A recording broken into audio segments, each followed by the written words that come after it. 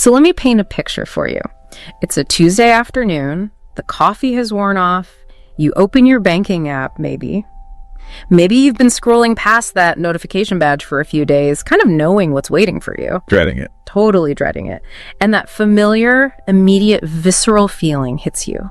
That tightening in your chest, the stomach just dropping. Oh, yeah. Maybe it's the realization you missed a utility payment, or it's the sheer weight of the credit card balance, or, that forgotten annual auto charge that just devoured what was left of your savings. And the facts are ugly, the numbers are painful. They are.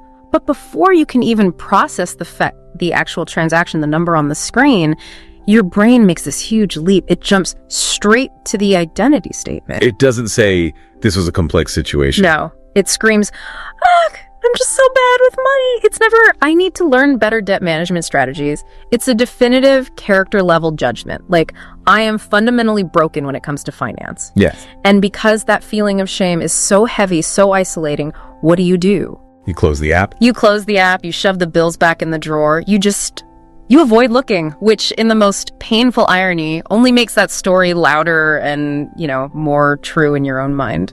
That internal loop you just described is so sticky. It's one of the most powerful self-sabotaging scripts a person can carry. It really is. The more often you repeat that sentence, I'm bad with money, the more it transforms from describing a momentary feeling of shame or panic into a core identity trait. It shifts completely from describing a situation to defining you. And that transformation, that shift from situation to identity, is exactly what we are going to deep dive into today. What if that story, that long-standing internal narration that explains every single financial slip, what if it isn't actually true? Mm-hmm. We are going far beyond the mechanics of budgeting today. This isn't about spreadsheets. Not at all. Our mission is to explore the messy human stuff, the psychology of financial shame, the emotional triggers, and all those avoidance habits. We really want to unpack where this narrative comes from, how it operates to keep you paralyzed, and most importantly, how to start rewriting that script in a real, grounded, non-cheesy way. I think that's the key. We want to help you initiate a critical shift in how you see yourself. We want to move you away from living under the heavy label of I'm just bad with money and transition you towards seeing yourself as someone who's actively learning, who is capable of changing and, getting better. A learner, not a failure. Exactly. We're looking at that intersection where our psychological frameworks meet practical finance, moving you from feeling entirely hopeless to becoming an active learner in your own financial life. Okay, so let's start at the very root of the problem. How a temporary, painful feeling manages to transform itself into this permanent, defining identity. Because like you said, when people use that phrase, they're delivering a much heavier message than just reporting a financial status. They really are. Where does that even begin? Well, when a client first tells me I'm bad with money, what I really hear is a summary statement that's been built on years of painful experiences. It's not about one event. Never. They have felt scared, out of control, confused, and ashamed many times over many issues. But instead of classifying those as temporary skills they lack or situations they can fix, they have successfully and painfully internalized them. They've made it a fundamental statement about who they are at their core. So the brain is essentially seeking efficiency, right? It takes these disparate, stressful data points, the collections call, the overdraft, the unexpected bill, and it just consolidates them into one simple, if brutal, narrative. It's a cognitive shortcut. It's easier for the brain to file it under I am flawed than to tackle the chaotic specifics of each event. That's exactly right. It's cognitive shortcutting. We take concrete objective events, a car payment being late, maxing out a specific credit card, getting a harsh email from a debt collector, and we immediately skip the situational analysis. We jump straight to the character judgment. And we assign these labels. We do. We assign labels based on one-off or recurring events. I'm reckless, I'm irresponsible, I'm the broke friend, or I'm hopeless. And this is the critical, terrible insight. Once that negative identity is adopted, it ceases to be just a label. It becomes the operating manual. It becomes the operating manual that drives subsequent behavior, setting up a perfect self-fulfilling prophecy. Okay, let's unpack that behavior driver in much more detail, because if I genuinely believe deep down that I'm bad with money, what's the motivation to change? My internal logic says, what's the point of learning if I'm inherently incapable? This is the identity reinforcement loop, and it is a fascinating, if destructive, piece of cognitive science. A brutal piece of science. It really is. Yeah. If your brain has decided you are inherently flawed in this area, it rationalizes avoidance. It asks, why bother seeking help, reading that financial literacy article, or facing the numbers if the outcome is predetermined by my bad character? And this immediately leads to that famous coping mechanism avoidance. We call it the ostrich effect in the financial world, right? Where you just bury your head in the sand. Precisely. The ostrich effect is a real, documented cognitive bias. It's the deliberate or subconscious delay in opening bills, ignoring the bank app, or just pretending the credit score doesn't exist. It's a choice, even if it feels unconscious. It is. It happens because looking at the numbers triggers the intense shame associated with the identity, and our brains are wired to avoid pain. The immediate psychological relief of not looking outweighs the future financial pain of avoidance. So avoidance is a short-term pain relief strategy disguised as financial behavior. Yes, that's a perfect way to put it. And what inevitably happens when you avoid? Things get worse. Always. Always. Things pile up, you accrue more late fees, interest compounds, debt spirals, minimum payments are missed, and the financial situation just deteriorates. And then, when those inevitable negative results arrive, the debt ceiling is hit, the bill goes to collections, the late fee is charged, the brain interprets them as undeniable physical proof that the original story was correct. See? I really am bad with money. My failure was inevitable. It's perfect proof. It creates a perfectly closed, self-sustaining loop. It does. The negative identity reinforces the avoidance behavior, and the predictable negative consequences of that avoidance behavior reinforce the original negative identity. We see a strong confirmation bias at work here. Can you explain that? Sure. It means the brain is actively seeking data points that confirm its existing belief, which is I am bad.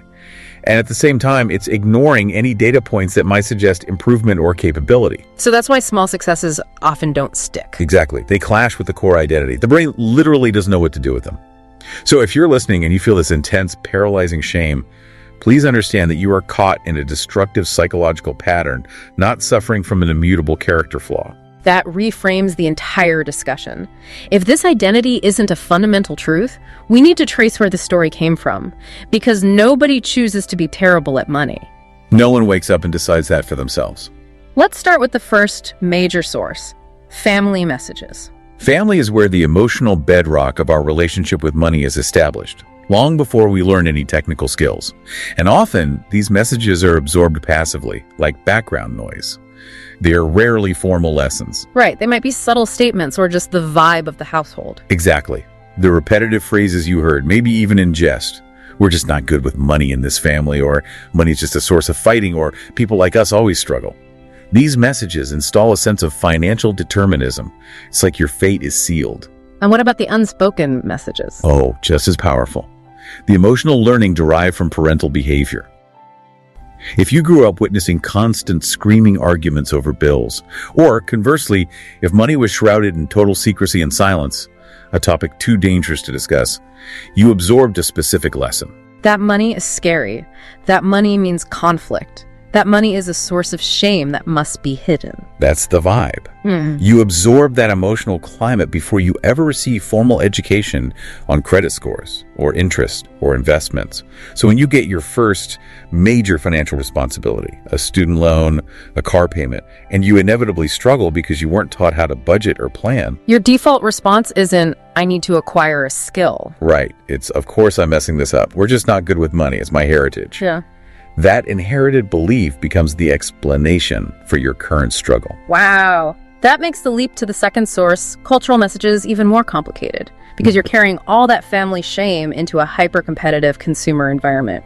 It feels like culture bombards us with two conflicting messages that pretty much guarantee failure and increase self-judgment.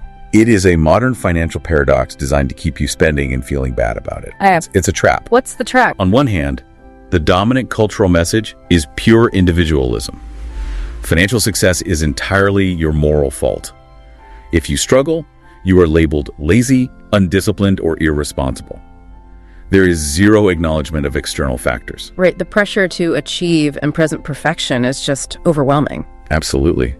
But simultaneously, the entire system is engineered to encourage maximum spending.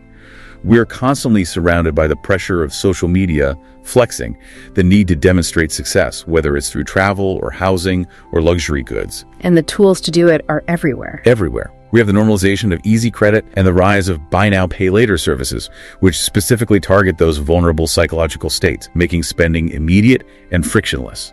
They mask the long-term cost perfectly. It's designed to keep the spending habit easy and the shame quick. Precisely. You are told to spend to project success, and then shamed when that spending inevitably leads to debt. So when people struggle with crushing student loans, high rent, or overwhelming credit card balances, they rarely stop to analyze the complexity of the economic system, or predatory lending practices, or the actual difficulty of living in a high-cost environment. Instead, they internalize the struggle. They conclude, I'm dumb. Everyone else figured out how to win this rigged game but me. I must be fundamentally bad with money. Exactly. The complexity of the system is outsourced and converted into personal character failure. That self-judgment is instantaneous, harsh, and totally paralyzing. Let's move to the third source, which is often the most immediately painful, formative personal experiences, the mistakes that cemented the identity. These are the moments that truly crystallize the negative identity. Maybe it was maxing out that first credit card because you genuinely didn't grasp that compound interest meant the balance wasn't just your spending. It's a silent, overwhelming monster that grows regardless of your effort. Right. And that feeling of losing control, despite your hard work, powerfully fuels the "I'm bad with money" belief. Maybe it was the shock of a first bill going to collections, missing a key rent payment, or just the cumulative damage of repeated overdraft fees. These events carry tangible, painful consequences. They do. Lowered credit scores, collections calls, immediate anxiety when the phone rings. And because there's no compassionate financial education model that says, it's okay, mistakes are data, these events are rarely processed healthily. So they're almost never seen as a mistake I can fix and learn from over time. Almost never. Instead, they are instantaneously converted into definitive evidence.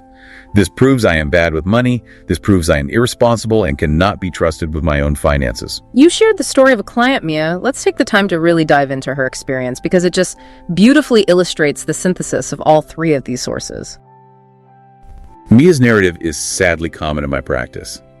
She grew up in a household where the family message was thick with financial anxiety. The phrases were, "We're cursed with money," or "We're always one step away from disaster." This established the deep underlying narrative of inevitable financial doom. So she went into the world expecting to fail. She did. When she arrived at college, she needed a credit card. Not for luxuries, but for necessary expenses like textbooks or emergency travel. It was a survival decision for a student working part-time. But she had no idea what she was signing up for. Absolutely zero foundational education on how credit card interest worked or the physics of minimum payments. So she quickly hit her limit. When she started missing minimum payments, she received the automated late notices. And she avoided opening them because they triggered that inherited shame. So avoidance set in, and the consequences started to compound. Exactly. Fees piled up, interest ballooned the balance, and the situation escalated out of her control in a matter of months. When she came to me, her internal language was devastating. She wasn't focusing on the debt number, she was focusing on the shame. What did she say to herself? She told herself, "I'm so stupid. I ruin everything just like my parents said we always would. I shouldn't be trusted with money." For Mia, that ballooning credit card debt wasn't just a tough financial situation. It was indisputable, painful evidence that the inherited family narrative we're doomed was true about her character. If you are listening and recognizing your own Mia moment, the time a financial fact turned into personal fiction, we need you to take a critical step back right now. Look at the separation. Debt, fees, and stress are the facts of the situation. They are real and they need addressing, but the massive, painful, destructive leap from "this situation is bad and needs fixing" to "I am bad and should be ashamed" is the story being written, and that story is where your power is lost. That separation is absolutely critical for healing. We are not dismissing the pain of the numbers or the gravity of the consequences. We are simply insisting that your inherent worth, your capacity to learn, and your potential for improvement are not defined or contained by the worst financial decisions or circumstances of your life. So if you can just hold that distinction, that your current financial situation is not a permanent judgment on your potential, it starts to unlock the paralysis. It creates the necessary emotional distance, the necessary painful step is observing that old, cruel sentence, "I'm bad with money." It's just a sentence you've repeated a lot, not an immutable law of physics governing your future. Until you see it as a script, you can't begin to edit it. Okay, so let's move into that. Because this story isn't benign, it actively perpetuates the problems it claims to explain. How does that negative identity translate into the specific daily self-sabotaging behaviors that keep the financial problems escalating? The core identity of being bad with money sets the stage for a highly predictable set of self-sabotaging behaviors. Once you identify as flawed, you fall back on coping mechanisms that reinforce that identity. We can categorize the daily behavioral manifestations into 3 main areas. Okay. The first and most powerful is the one we already introduced: avoidance. If your identity tells you that facing your money is the same as standing in front of a mirror that reflects your failure, you will look away. Of course you will. The act of opening the bank app or the bill envelope feels like impending judgment, triggering immediate anxiety. And the brain prefers the illusion of safety now, even if it guarantees danger later. Exactly. The brain says, delay the pain. You avoid checking the balance, you ignore the credit report, you delete emails from lenders without reading them. But, as we detailed, avoidance is self-perpetuating. It creates missed deadlines, increased fees, and compounded interest, all of which flood your brain with data points confirming the original identity. See, my inability to even check my email proves I am bad with money. It's such a vicious cycle. What's the second one? The second manifestation is all or nothing thinking. Because the person identifies as a failure, they demand perfection from themselves to succeed.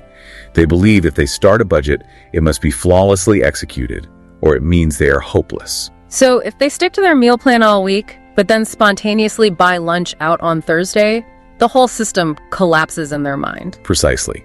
They don't see that spontaneous lunch as a small, minor setback that requires a minor course correction. They interpret it as total, catastrophic, permanent failure. I tried to budget once, I blew it, so what's the point? I always blow it. I'm just not a budgeting person, that's who I am. That mindset guarantees immediate quitting. It does.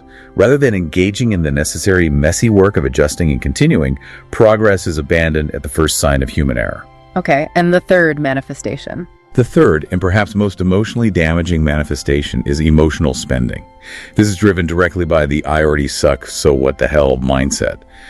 When the identity is "I'm a mess, I'm hopeless," that belief generates intense, difficult feelings. Stress, shame, hopelessness, and often loneliness. And those emotions are exhausting. The brain needs relief, and spending offers the most immediate, accessible fix. Yes. The brain seeks immediate emotional regulation. That leads to impulsive behavior, ordering expensive takeout, buying drinks, retail therapy, or spontaneous travel bookings. It offers a momentary chemical hit of distraction or pleasure that temporarily masks the deeper pain and shame. But the paradox is that the relief is immediately followed by a surge of crushing shame when the bill arrives or the low balance appears. And that new shame becomes the freshest evidence confirming the label. See, I can't even be trusted to manage my own pain, let alone my money. It's a vicious, tightly wound knot where shame leads to spending, spending leads to debt, and debt leads to deeper, reinforcing shame. Let's use your defined loop story feeling behavior result reinforcement and walk through a specific example, drilling down into the internal experience, because awareness is truly the first line of defense here. Okay, let's stick with that stressful Friday evening scenario, which is incredibly relatable. You're physically drained from the week, and your emotional reserves are low. Yep, been there. So, the trigger. You passively check the balance and realize you've spent, $200 more than you thought this week. The story, the old script pops up instantly. I'm so bad with money, I always mess this up, I work so hard, and I'm still a financial failure, I'll never get ahead. And then comes the feeling. The feeling. This thought cascade generates an instant physical stress response. Shame rushes in, your body feels heavy, anxiety makes your chest tight, your shoulders tense up, and you feel defeated and deeply isolated. The physiological need to stop that awful feeling becomes the priority, right? It overrides any logical, long-term financial planning. Precisely. The behavior. You need relief. The chosen behavior is impulsive and comfort-seeking. You close the app, that's avoidance, and immediately order the most expensive delivery meal you can think of, justifying it with, I deserve this, or, well, I'm already bad at money, so one more spend won't hurt. But what the hell effect? Exactly. Yeah. The result, you spend $65 on food delivery, the balance drops further, you are now further behind on your original plan for the weekend, and you feel the weight of that expenditure instantly. And then the morning comes. The reinforcement. Saturday morning arrives. You look at the low balance, regret the takeout, and the original story feeds on the concrete evidence. Look, proof. I really am bad with money. I cannot be trusted, even when I know I shouldn't spend. A cycle tightens. It's terrifying how mechanical that becomes once the initial identity is set. And that's the deep insight for the listener. This isn't a moral failure. It is a mechanical, predictable human pattern built on self-protection and shame avoidance. That's it. It's a pattern, not a person. So, if that loop is so strong, where is the most realistic and effective point of intervention? It feels impossible to just instantly turn off the shame. You're right. You can't. You cannot flip a switch and turn off the shame or the anxiety. Those emotions are valid responses to the circumstances you are in. So trying to control the feeling first is generally futile. So where do you start? The most effective place to break the cycle is at two critical points. First, awareness of the story, and second, choosing one small new behavior that interrupts the predictable flow. Not a huge life-altering change. No. Your goal is not to eliminate the thought, I'm bad with money. That thought will keep showing up for a while. Your goal is simply to notice it. There's that thought again, the old script. And then, crucially, choose one action that is different from your normal avoidance or spending behavior. Even a tiny 1-minute action shifts you from being a victim of the script to being the author of the next sentence. That sets us up perfectly for the process of healing and rewriting the script. But before we get to the practical steps, we have to address the real pain. I know there's a listener out there who is carrying substantial, painful financial wreckage, wrecked credit, collections calls, max debt. They're asking, what if I've messed up too much for this psychological work to matter? We have to validate that pain intensely first. When the numbers are truly overwhelming, when collections notices are arriving, when your credit score prevents you from accessing basic needs like housing, the stress is not theoretical. It's real. It's tangible. A new mindset won't magically wipe away $50,000 in debt overnight, and we must be honest about that. So how do we honor the real magnitude of the problem while still offering hope for change? By returning to that critical foundational distinction we talked about. We must distinguish between the past and the future. Okay. The statement, I've made some really painful money mistakes, and the consequences are real right now, is a painful but honest description of the past. It acknowledges the facts. But that's different from the other statement. Very different. The statement, I am bad with money, and this struggle is permanent, is a devastating prediction of the future. Holding on to the second statement is the true tragedy here. It is. If you cling to the identity that you are bad with money, you are declaring yourself a lost cause. You use the past failure as proof of future failure. This removes all motivation to engage in the slow, boring, necessary work required for change. Why spend hours researching debt consolidation if you believe you're inherently incapable of following through? So the key to moving forward is compassionate honesty, allowing the potential for growth to coexist with the current difficulty. Exactly. The shift in language is incredibly powerful. Yeah. You move from the general, I am bad, to the specific truth. I'm in a really hard place financially right now. I made choices that hurt me, and maybe I didn't have the knowledge or support at the time. But now, I am someone who is learning to handle money differently. Both pieces can be true at the same time. the power of that new phrasing, I'm learning, is that it creates openness. It's the essential crack in the door. When your brain hears, I'm learning, it becomes willing to consider baby steps. It will tolerate checking the balance. It will tolerate researching one resource. The identity of I'm bad slams the door shut and creates paralysis. Right. The identity of I'm learning means failure is expected, and progress is simply defined by showing up again. Okay, let's break this down into the actionable process you use with clients. Step 1. We have to name the old script clearly.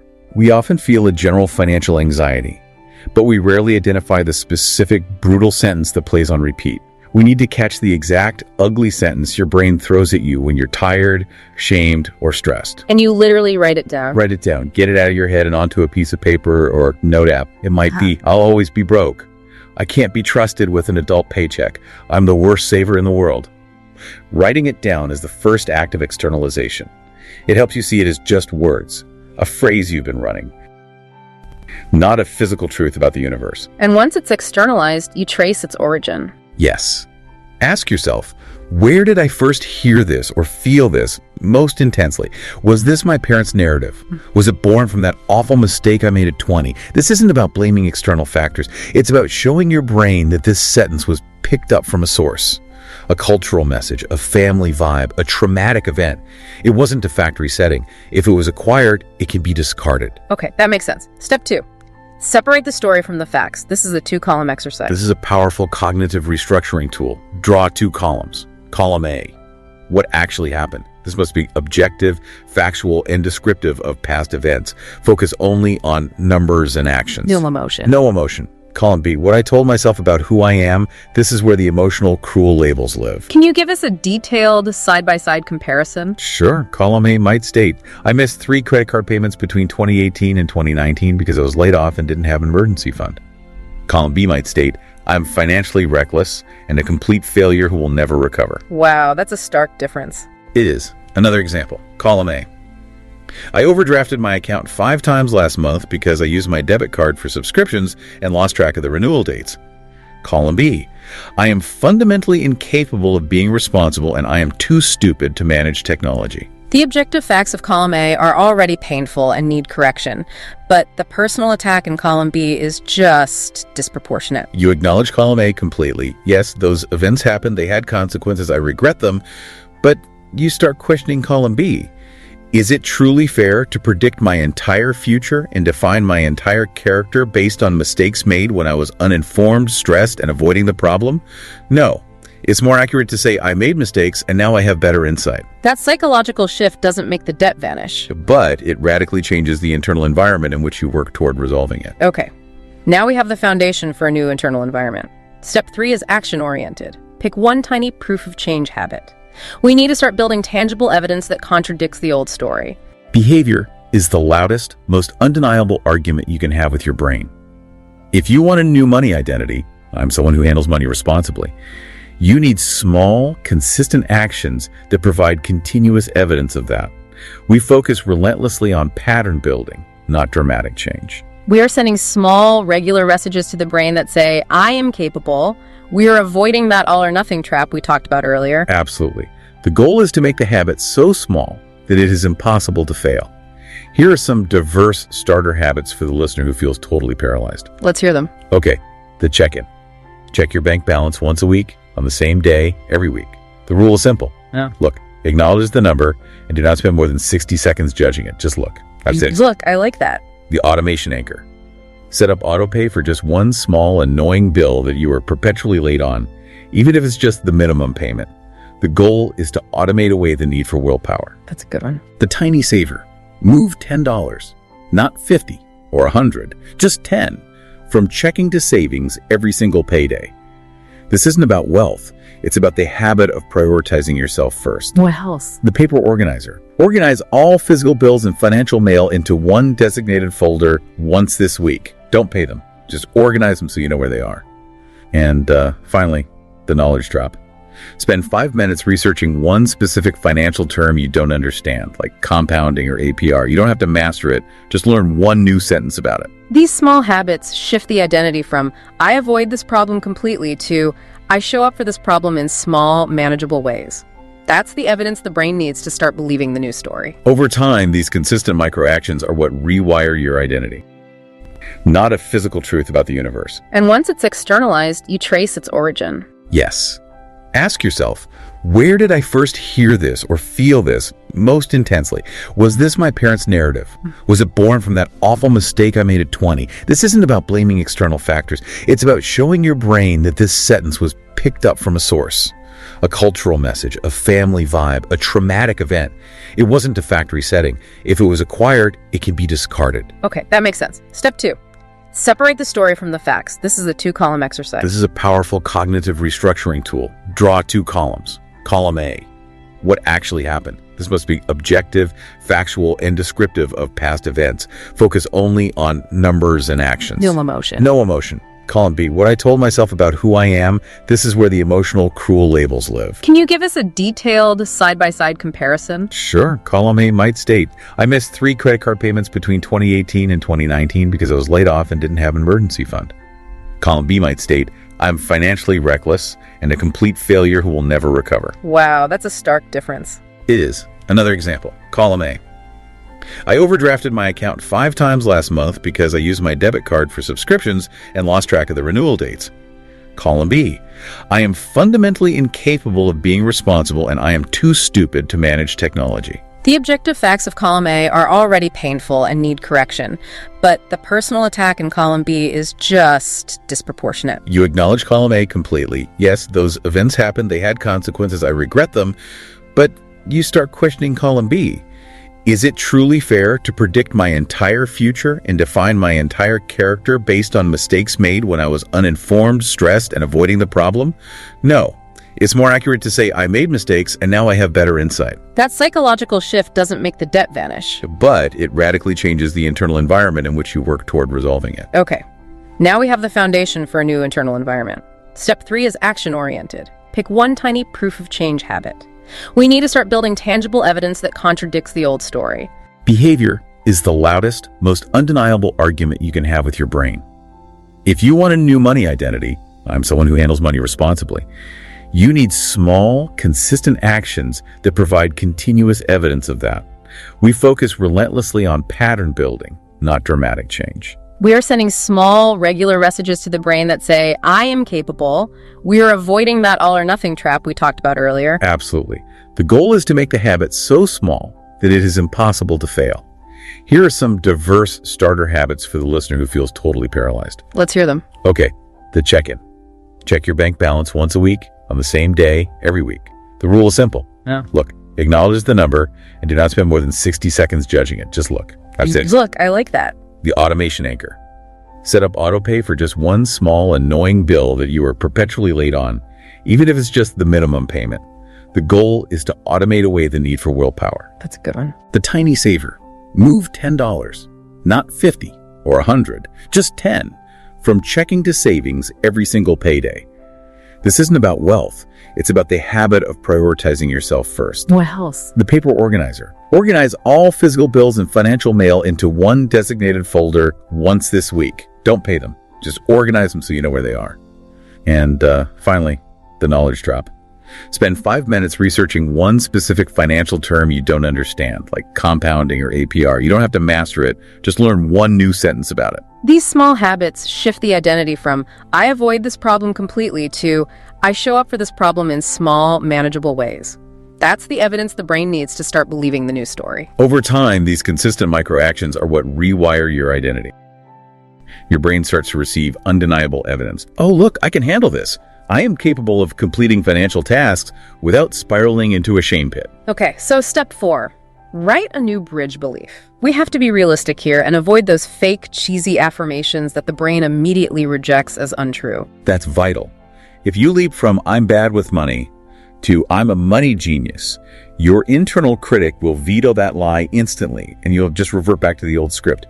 We need a bridge belief. A bridge belief. A sentence that is more helpful and compassionate than the old story, but still believable and grounded in your current reality. It needs to reflect the active process of change, not the completed outcome. So what are some examples? Instead of the fake affirmation, try phrasing like, I am someone who is learning to handle money better. Or I'm practicing checking in with my money instead of avoiding it. Or even, I'm not where I want to be yet, but I'm dedicated to taking small steps to improve. The bridge belief has to reflect the reality of the small action you committed to in step 3. Precisely. If I committed to checking my balance once a week, my new bridge belief is, I used to be defined by avoidance, but now I'm starting to face my money slowly. And you pair that new sentence with the action. Every single time you complete your tiny habit checking the balance, moving $10, you pause for a second and mentally state the new belief. This is me acting like someone who is learning to handle money better. It might feel awkward at first. It will. It might feel awkward, even silly at first. That awkwardness is just the feeling of shedding the heavy old skin. I love that. Okay, we have to address the inevitable fact that the listener will slip up, They will feel great for a month, then a stressful event will occur, they'll overspend, and the old shame spiral will kick in with vengeance, whispering, "See, nothing has changed." That thought is correct in one regard. You will slip up.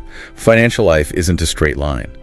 But the crucial difference now is that you have the awareness and the tools to control the interpretation of that slip-up. You will not be back at square one because you now control the response. So the goal is not to eliminate slipping, but to successfully interrupt the destructive narrative that follows the slip.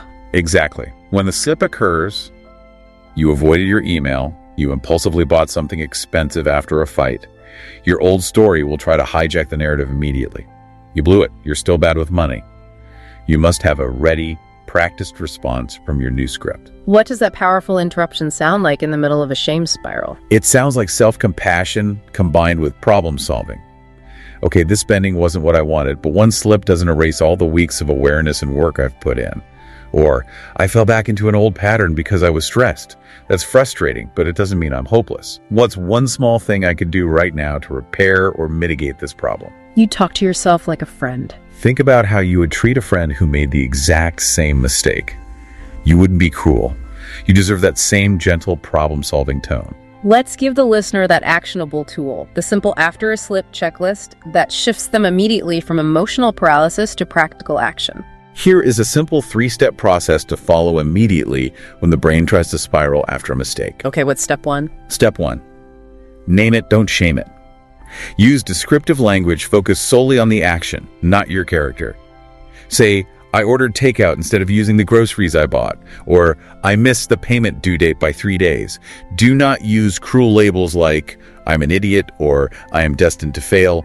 Keep the language objective. Step 2. Step 2. Get curious, not cruel. This is the most important step for long-term change. You ask, what was going on emotionally or physically right before this happened? You're looking for patterns, triggers, and unmet needs, not excuses. This sounds like detective work. How do we apply that curiosity? Well, if you overspent because you were trying to impress a friend, the curiosity is, what internal need for validation was I trying to meet by funding that impression? Was I feeling insecure? If you overspent because you were exhausted and ordered delivery at 9 p.m., the curiosity is, what system can I put in place next time I'm this tired to remove the high-friction spending option? So it's about planning for the future trigger. Right. Do I need a frozen meal backup or to plan for a simple meal on heavy days? If you avoided opening a letter, the curiosity is, what fear was I trying to protect myself from? What painful emotion was avoidance shielding me from? Look for the underlying pattern. And what's step 3? Step 3. Choose one repair action. This is the critical step that prevents the spiral from taking hold. It shifts you back into the identity of someone who handles problems. What would that look like? This could be calling the company to ask if a late fee can be waived. It could be adjusting the next day's spending slightly downward to offset the mistake. Or, critically, it could be immediately recommitting to your small weekly habit check, the balance right now, even if it hurts, to prove you're still capable. So you shift from the emotional paralysis of I'm a total failure to the practical, empowering question. What's the single next right thing I can do to move 1 centimeter forward? That pattern of response, not the absence of mistakes, is what defines and builds the new, stronger money identity. I want to move to another major real-life worry. The social friction that occurs when you actively change your story, but everyone around you, family, old friends, still holds on to the old narrative of you being the broke friend or the spender. That can be deeply demoralizing. It is incredibly powerful and common. Our social circles establish and enforce roles. They're used to the old version of you, and sometimes those jokes or subtle judgments keep us stuck because it's familiar for them. You might be rapidly growing, but their mental file on you may be years out of date. And their constant reminders can feel like an invisible barrier, making your efforts feel invisible. First and foremost, you have to remember this. Their story about you is simply not the same as your story about you.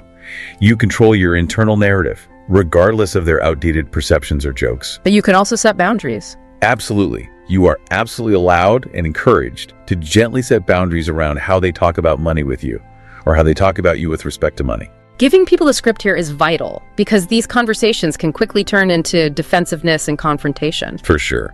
Keep it kind, but firm and focused on your present efforts. You could say, I know we've joked for years about me being bad with money, but I'm genuinely putting in a lot of work to change that now, so I would appreciate it if we could retire that joke. That's really clear and non-confrontational. Or, if the joke is immediate and unwanted, a gentle, brief interruption is sufficient. I get why that's funny, but I'm actually focusing on handling my money better these days, so I'm trying to take it more seriously. You are stating the change and requesting that the language around you reflect that change, without having to defend your entire financial history or prove your merit. And if they don't respect that boundary, you still maintain internal control and self-protection. You retain the power of your internal narrative. You say to yourself, they are used to the old version of me. They haven't seen enough evidence yet to update their files, but I know the truth. I am doing the slow, brave work. And always remember that curating who gets a front row seat to your fragile journey is a powerful act of self-protection. You don't owe everyone a summary of your financial efforts. I want to spend significant time normalizing slow, boring progress, because the narrative we see in media is always the dramatic, debt-free millionaire in 6 months transformation. That standard sets everyone up for the all-or-nothing failure trap. Those dramatic before and after stories are useful for motivation, but they create an impossible immediate expectation. They make the listener feel that if their progress isn't quick, visible, and explosive, it doesn't count. And they must be a failure. So what does real progress look like? The reality of rewriting a money story looks profoundly less glamorous and much more sustainable. It looks like learning to check your bank accounts without spiraling into a panic attack. It looks like slowly reducing your debt over 5 years, not 6 months.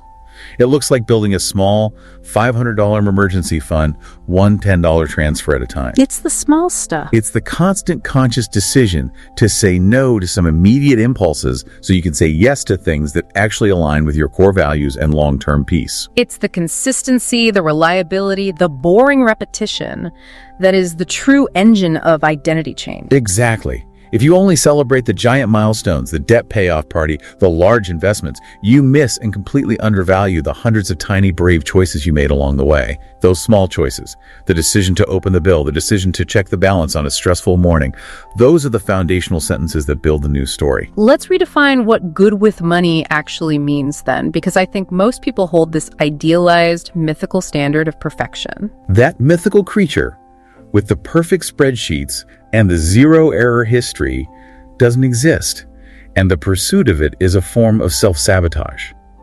Good with money is not perfection, and it's not defined by your net worth. So what does it look like? Being good with money looks like this. First, it is willingness over wealth.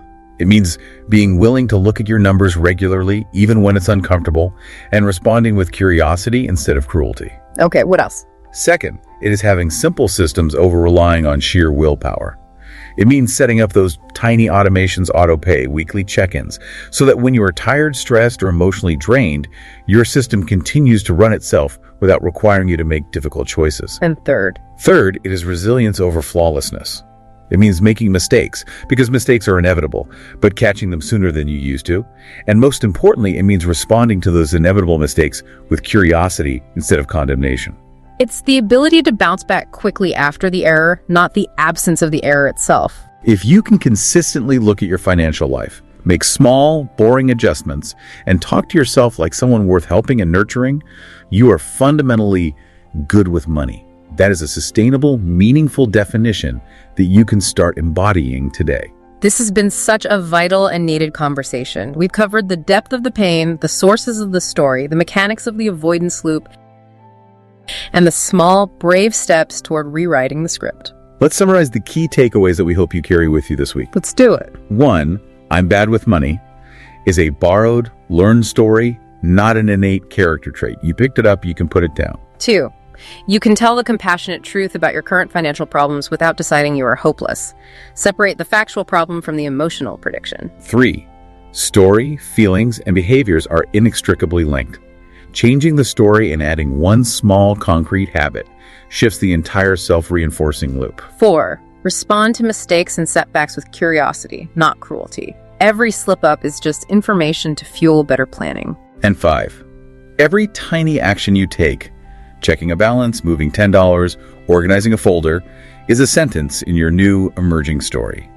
For the person who feels overwhelmed but inspired right now, we want to give you one simple 3-step action plan to start this week. This is your final challenge. I love this. 1. Write down your old money line. The exact ugly, shaming sentence your brain throws at you: "I'll always be broke." Get it on paper. 2. Write a new bridge belief underneath it. It must be believable, not fake. For instance, "I am practicing showing up for my money even when it's scary." Perfect. 3. Pick one tiny concrete action that matches that new belief and do it just once this week. Check your balance, set autopay for one bill, or move $10 to savings. And here is the crucial moment for the brain to absorb the change. After you complete that tiny action, you must take 10 seconds to acknowledge it. You can literally say to yourself, "That was me acting like someone who is learning to handle money better. I did that." Your brain will try to minimize the effort. Don't let it. Acknowledge the bravery of that single small step. If you've been carrying the "I'm bad with money" label, today is the day to gently, compassionately take it off. You are not a number on a screen. You are not defined by your worst mistake or your current debt load. You are allowed to grow slowly, awkwardly, and imperfectly in this complex skill. You don't need a brand new perfect identity overnight. You just need a slightly kinder story and one concrete action this week to back it up. If you are willing to make that one choice to look at your money instead of avoiding it, you are already acting like someone who is building a good financial life. You can rewrite your story one sentence and one intentional step at a time.